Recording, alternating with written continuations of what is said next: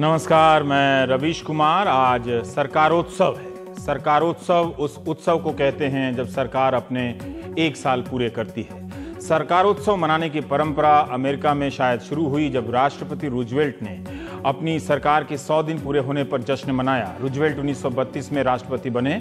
भारत में भी यह परंपरा चली आई, पता नहीं कहां से, लेकिन 100 दिन के बाद सरकारें 200 दिन नहीं मनाती हैं, वो सीधा सालगिरह पर शिफ्ट कर जाती हैं।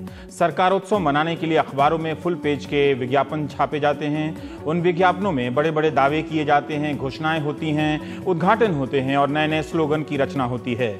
सुबह सुबह इन छपी हुई उपलब्धियों को सारे मंत्री, नेता, महासचिव और टीवी में आने वाले प्रवक्ता ट्वीट करते हैं, रीट्वीट करते हैं। इतना कुछ हुआ होता है कि समझ नहीं आता कि क्या क्या नहीं हुआ होगा। 26 मई 2014 यही वो दिन है जब प्रधानमंत्री मोदी ने पद व गोपनीयता की पहली बार शपथ ली थी। यह तीसरा साल है। 2 साल तक सेंटर की सरकार अकेले ही सरकारोत्सव मना रही थी, लेकिन इस बार पैटर्न बदला है। राज्य सरकारों ने दिल्ली के अखबारों में विज्ञापन देकर सरकारोत्सव की बधाइयां भेजी हैं और बलैया ली हैं।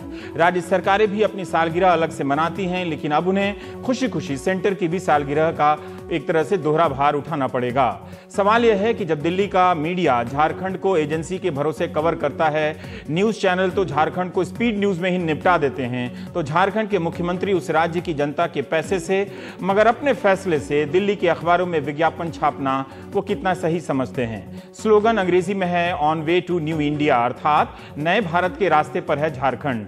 मध्य प्रदेश के मुख्यमंत्री शिवराज सिंह चौहान का विज्ञापन भी अच्छा है, मगर संकोची स्वभाव का है। सरकार सहमते हुए नीचे लिख रही है कि राजा भोज सेतु का उद्घाटन होगा। लगता है कि इस बात का ख्याल है कि इस पुल के उद्घाटन की छाया कहीं असम वाले देश के सबसे बड़े पुल के लंबे पुल के उद्घाटन पर ना पड़ जाए, जहां प्रधानमंत्री हैं। राजस्थान के मुख्यमंत्री वसुंधरा राजे ने अपने विज्ञापनों में सेंटर की सरकार की उपलब्धियां गिनाई हैं, मगर उसी पैसे में अपनी सरकार की कामयाबी भी गिना दी हैं। उन्होंने आधी जगह मोदी जी को दी है, आधी जगह अपनी सरकार को दी है। इन तीनों विज्ञापनों में वसुंधरा जी ही ज्यादा कॉन्फिडेंट लग रही हैं। अगर दोनों मुख्यमंत्री मेरी बात का बुरा ना माने तो यूपी के योगी जी की सरकार में भी आधापन और सन्यासी भाव दिखता है उनके विज्ञापन में।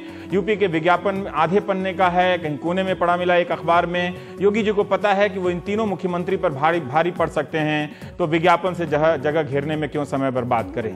क्या भारत का मीडिया समाज, क्या मीडिया सोसाइटी, भारत का मीडिया समाज दिल्ली में रहता है, जिसके अखबारों में राज्यों से विज्ञापन चलकर आए? केरल की सरकार के विज्ञापन भी इस तरह से आते हैं जैसे सीपीएम के सारे वोटर यहीं रहते हों। अब तो उड़ीसा सरकार के भी विज्ञापन यहीं आने लगे हैं। देश दिल्ली में ना दिखे तो दिखता ही नहीं होगा शायद। एनीवे, हमने सोचा कि इस ओकेजन पर आलोचनात्मक बदलाव करते हैं। ये वो बदलाव है जो नकारात्मक और सकारात्मक बदलाव से काफी डिफरेंट है। अब देखिए, साल भर लोग पूछते रहते हैं कि भारत में विपक्ष नहीं है। दिल्ली में 16 विपक्षी पार्टियों के मुख्यमंत्री, नेता जमा हुए। दिल्ली में विपक्ष का दिखना इस तरह से लगा जैसे भाजपा शासित राज्यों ने अपने विज्ञापन दिल्ली के अखबारों में भेज दिए हों। फिर भी विपक्ष को खोजने वाले देख सकते हैं कि नेताओं की कोई कमी तो नहीं है।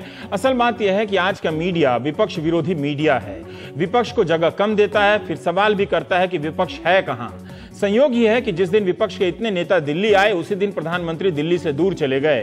कहीं ऐसा तो नहीं कि विपक्ष को दिल्ली आता देख प्रधानमंत्री असम चले गए, या प्रधानमंत्री को असम जाता देख विपक्ष के नेता दिल्ली भी आ गए। वैसे राजनीति को रहस्य और रचना की तरह देखिए, आपको इसके किस्से रोमांचित करेंगे। आज सरकारोत्सव है। केंद्र सरकार के कई मंत्री अलग अलग दिशाओं में सरकार की कामयाबी का संदेश लेकर जा चुके हैं। इस मौके पर मंत्रियों ने तरह तरह के कार्यक्रमों का आयोजन किया है। कई कार्यक्रमों की फ्रेंचाइजी जैसी खुल गई है। जैसे शहरी विकास मंत्री वेंकैया नायडू राजस्थान के गांव में बरगद के नीचे पंचायत स्तर पर चर्चा की उन्होंने, जो कि चाय पर चर्चा और खाट पर चर्चा से काफी अलग है। खाट पर चर्चा की याद आते ही कुछ याद नहीं आया। इसी मौके पर मैं विजय गोयल जी का धन्यवाद करना चाहता हूं। उन्होंने एक नए प्रकार की युवा की खोज की है। इस युवा का नाम है स्लम युवा। स्लम युवा वो युवा है जो स्लम में रहता है। इससे पता चलता है कि अभी तक जो युवा थे, साफ नहीं था कि ये स्लम युवा हैं या पॉश युवा हैं। ट्विटर पर जारी पोस्टर के विश्लेषण से लगता है कि युवाओं की पहचान उम्र के अलावा वे कहां बसते हैं, उन बस्तियों के आधार पर भी हो सकती है। इस कार्यक्रम का नाम है स्लम युवा दौड़।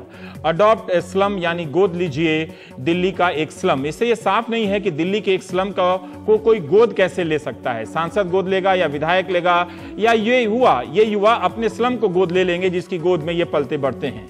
बहरहाल नेहरू युवा केंद्र के तत्वाधान में स्लम युवा की दौड़ हुई। भीड़ काफी थी। टी शर्ट पर भी लिखा था स्लम युवा दौड़।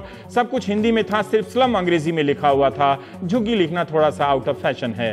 इन तस्वीरों से पता चलता है कि हमारे स्लम युवा भी दक्षिण दिल्ली की पॉश युवा से कम नहीं हैं। फिर भी ये नया आइडिया था और अच्छा आइडिया लगा। कुछ कमी होगी तो विजय गोयल जी उदार मंत्री हैं, सुधार कर लेंगे। स्लम गोद लेने की प्रेरणा शायद आदर्श ग्राम योजना से ली गई होगी। अक्टूबर 2014 में इसका ऐलान हुआ था कि हर सांसद एक गांव गोद लेगा और आदर्श बना देगा। भाजपा के ही 281 सांसद हैं, उस हिसाब से 3 साल बाद 281 गांवों को आदर्श रूप में पेश किया जा सकता था। लीजिए, बन गए। लगता है अब उस पर कोई बात नहीं करना चाहता है। बट एनीवे, मूल बात से शिफ्ट होना हो तो अंग्रेजी में बट एनीवे का इस्तेमाल करते हैं। क्या आपने रेलवे स्टेशन पर कुर्सियां देखी हैं? कितनी कम होती हैं। जितने लोग बैठे नहीं होते उससे ज्यादा लोग बैठे हुए को घूरते रहते हैं कि कब उठें और हम बैठें। समाचार एजेंसी पीटीआई ने यह तस्वीर जारी की जिसमें सांसद हेमा मालिनी ने मथुरा रेलवे स्टेशन पर कुर्सियों का उद्घाटन किया। तस्वीर देखकर लगा कि ऐसा उद्घाटन होगा मगर देखा पहली बार है। लेकिन जब हमने पता किया तो हेमा मालिनी ने बड़ा जरूरी काम किया है। मथुरा रेलवे स्टेशन इतना व्यस्त स्टेशन है, किसी का ध्यान ही नहीं गया कि यात्रियों की बैठने की व्यवस्था होनी चाहिए। खंभों के किनारे गोल गोल बैठने की सिस्टम था। एक आदमी की पीठ दूसरे आदमी की पीठ देखती थी। लेकिन हेमा मालिनी ने इसे बदल दिया। उन्होंने वहां पर अपने सांसद निधि से 100 बेंच लगवा दी है। प्लेटफॉर्म नंबर 1 पर 40 बेंच, प्लेटफॉर्म नंबर 2 और 3 पर 40, बाकी पर 20 जितने भी 7-8 प्लेटफॉर्म है बाकी 20 उसमें एडजस्ट कर दिया गया है। अभी तक हम समझते थे कि रेलवे ही स्टेशन पर बेंच की व्यवस्था करती है, मगर सांसद निधि का यह अच्छा इस्तेमाल है। सांसद बनी तो तब से मैं यही चाह रही थी कि railway station should be very beautifully done. Mathura junction very world famous है, यहाँ पे कितने यात्री लोग आते हैं। लेकिन ये अभी शुरुआत हुआ है, सिर्फ ये एक बेंच से हुआ है। But nice bench, quite nice it is. तो मैं चाहूँगी और भी बहुत सारे डेवलपमेंट हो तो ये एक एग्जाम्पल बने कि कितना अच्छा मथुरा का रेलवे स्टेशन है। That is my dream also to make Mathura a dream station. So it should have a beautiful music when you come only, because it should look like you have come to Vrindavan, you have come to Mathura. एक feeling एक आना चाहिए लोगों को। It should not look like बाकी आम जो station है वैसा ना लगे, ये जरा हटके लगना चाहिए। अब विपक्ष सरकार को घेरने जा रहा है। जनता दल यूनाइटेड ने फैसला किया है कि जंतर मंतर पर बैठकर पूछेंगे कि 2 करोड़ नौकरियां देने का वादा कहां गया।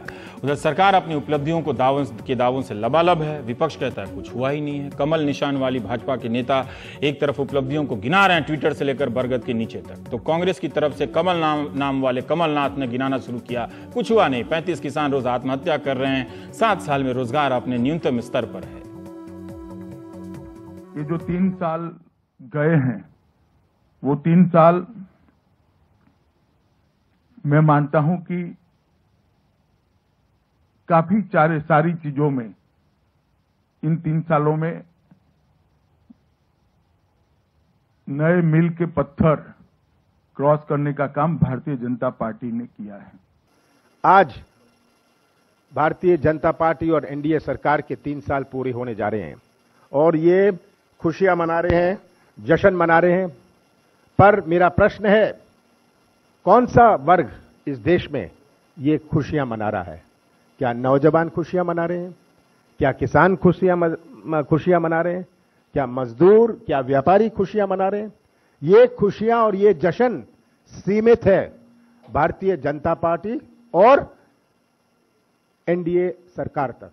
एक के बाद एक घपले, घोटाले और 12 लाख करोड़ के करप्शन के आरोपों के बाद एक नई सरकार बनती है और 3 साल ऐसे चलती है कि हमारे विरोधी भी 3 साल तक हमारी सरकार पर भ्रष्टाचार का आरोप नहीं लगा सकते। मैं मानता हूं ये बहुत बड़ी उपलब्धि है। पिछले 3 साल में हमने देखा कि भाषण और आश्वासन का शासन। प्रधानमंत्री मोदी जी ने कहा था कि 2 करोड़ नए रोजगार के मौके बनेंगे। लगभग 1.25 लाख रोजगार के मौके बने 2015 में। और आज हमारी आवश्यकता 2 करोड़ नए रोजगार की नहीं है। आज हमारी आवश्यकता 3 या 4 करोड़ हर साल रोजगार के नए मौके बनने की आवश्यकता है। सबसे ज्यादा किलोमीटर राजमार्ग 2016-17 में बनाए गए हैं। सबसे ज्यादा ग्रामीण सड़कें 2016-17 में बनाई गई है। सबसे ज्यादा मोटर गाड़ी 2016-17 में बनाए गए हैं। सबसे ज्यादा टू व्हीलर 2016-17 में बनाए गए हैं। सबसे ज्यादा सॉफ्टवेयर का निर्यात 2016-17 में किया गया है। वर्ल्ड बैंक के डूइंग बिजनेस इंडिकेटर्स के मामले में सबसे अच्छी रैंकिंग 2016-17 में प्राप्त की है और सबसे ज्यादा विदेशी मुद्रा का भंडार अब तक 2016-17 में अर्जित किया गया है। यही बताता है कि नरेंद्र मोदी सरकार किस तरह से काम कर रही है। ये जुमले की राजनीति, ये कलाकारी की राजनीति से जो ये 3 साल गुजरे हैं, इसका पर्दाफाश बड़ी जल्दी होने वाला है। उत्तराखंड में 300 करोड़ रुपए हाईवे निर्माण में घोटाले पकड़े गए, जो कांग्रेस की सरकार के समय वहां पकड़े गए। तो जब उसकी जांच के लिए वहां के मुख्यमंत्री ने केंद्रीय परिवहन सीबीआई को लिखा, तो केंद्रीय परिवहन मंत्री नितिन गडकरी ने लिखा कि जांच मत कराइए, अधिकारियों के मनोबल पर असर पड़ेगा।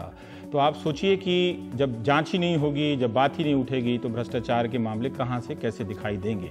वैसे सवाल पूछा जा सकता है कि जो 12 लाख करोड़ के घोटाले हुए थे, उसके मामले में सजा कितनी हुई है।